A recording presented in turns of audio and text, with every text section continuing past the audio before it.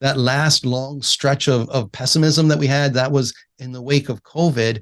Investors got burned by that. And so they're expecting, I think, kind of a repeat of what we saw last time.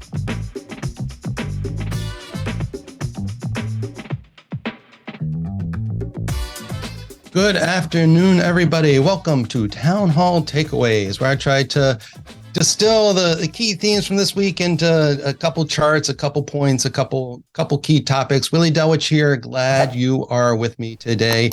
Lots to talk about after a big move yesterday in the market. After Powell spoke, we in the final month of the year. Lots of hope that we can finish off this year on a less sour note than we've had for most of the year. Got some strength coming out of November, giving again a sense that maybe we're at some sort of a sustainable turn in the market. Investors certainly seem to hope that their patience has been tested all year, looking for that sort of turn that you can say, okay, bear market as a great learning experience, but it's in the rearview mirror now. Now let's talk about bull market behavior. I think it's a little premature to move there, but that's on investors' minds. I think one of the key takeaways this week, we talk a lot about sentiment. We get a typical slew of weekly sentiment indicators, but it's the first of the month, so we've got the latest data from the asset allocation survey from AAII, and in it we see stocks remain, households remain above average exposure to stocks as they have been all year, 62.4%. As of the end of November, long-term average 61.6%.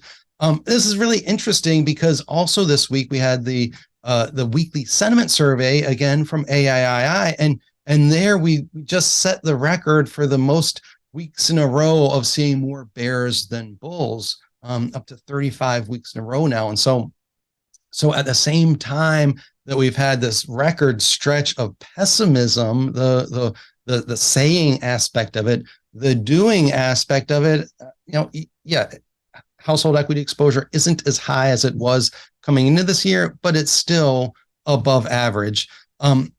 So I think there's a couple takeaways from that is I think a big part of this is the experience of the COVID crash where investors turned pessimistic probably too late and remained pessimistic. That's that last long stretch of pessimism that we had, that was in the wake of COVID. Investors got burned by that. And so they're expecting, I think, kind of a repeat of what we saw last time, a quick down and a quick back up. And so, yeah, they felt bad, but they didn't do anything from a positioning perspective. That hasn't played out this year. We've actually had more of a sustained downtrend, one of the longest downtrends. Certainly the longest downtrend for the S&P 500, for the Dow Industrials since the financial crisis. Take out the financial crisis and the internet bubble, and for the S&P, it's the longest sustained downtrend since the 80s. So it's a different environment than it was coming out of COVID, but I think people are still basing some of their actions on that experience.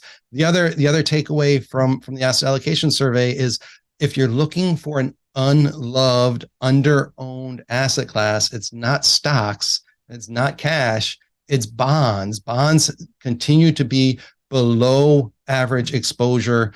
In November, 13.7% versus 16% is a long-term average. So bonds are unloved, under-owned, cheap relative to stocks.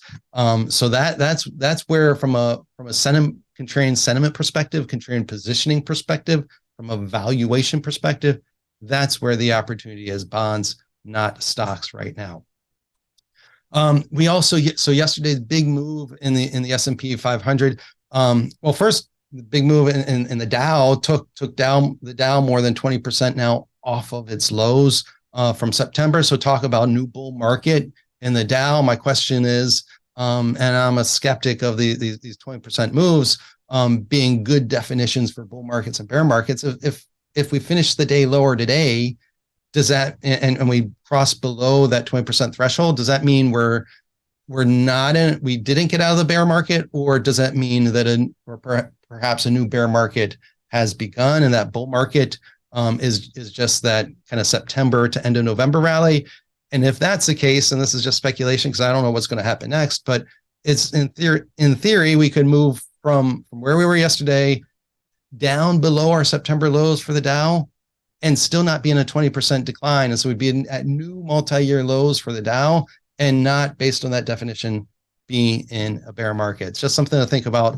It's a reason why I think those 20% numbers don't make a lot of sense. I'd rather look at net new highs, look at the number of stocks making new highs versus new lows. I think that's a better indicator than these arbitrary percentage numbers. So that was one of the kind of index level tidbits from yesterday. The other one is the S&P 500 moved above its 200-day average. And so then, well, that must mean that the downtrend is over, according to some people's thinking. And so that got me looking at the data this morning and wanting to see if, does the position above or below the 200-day average, does that meaningfully impact, does that meaningfully change returns for the S&P 500? And as it turns out, it doesn't. If the 200-day average is rising, that's a little bit of an indication, but just above or below the 200-day average, if you're above 5% annualized returns, 5.2% annualized returns, below 4.5% annualized returns, not much of a difference. So this crossing the 200-day average threshold has more noise than it is news for the S&P 500. If we look at it from a sector perspective, however, there we get a little bit of interesting information, and maybe not what you might be expecting. So we've had this expansion in the number of sectors that are above their 200-day averages.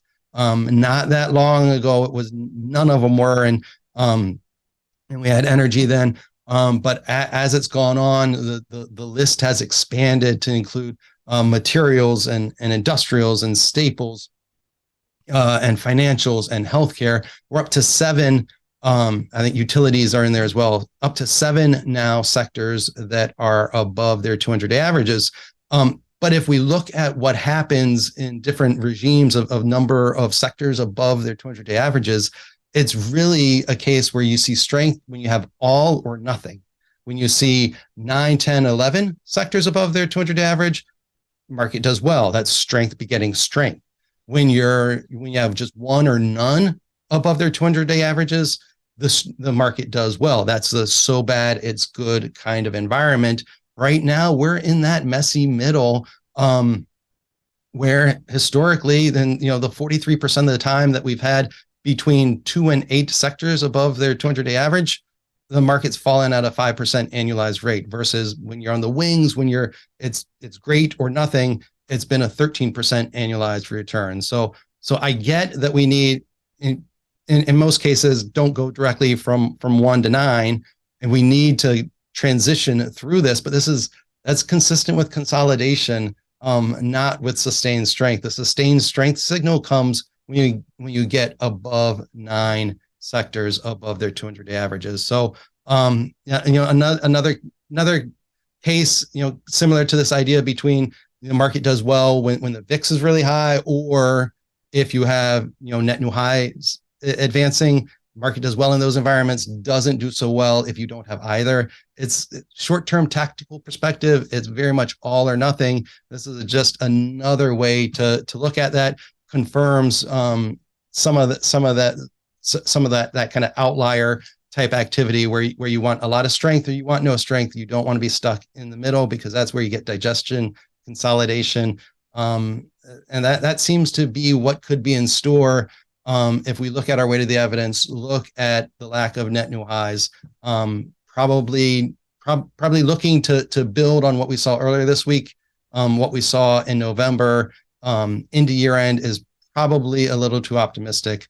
So those are the takeaways. One, investors are patiently waiting for better news from a trend perspective, but that patience is going to be tested. And if they don't see strength, then maybe that elevated equity exposure starts to move to cash, move to bonds.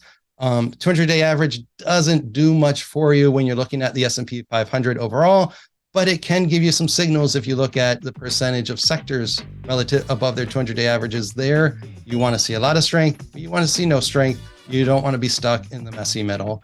Those are the takeaways. Thanks for joining. I'll talk to you again next week, everyone.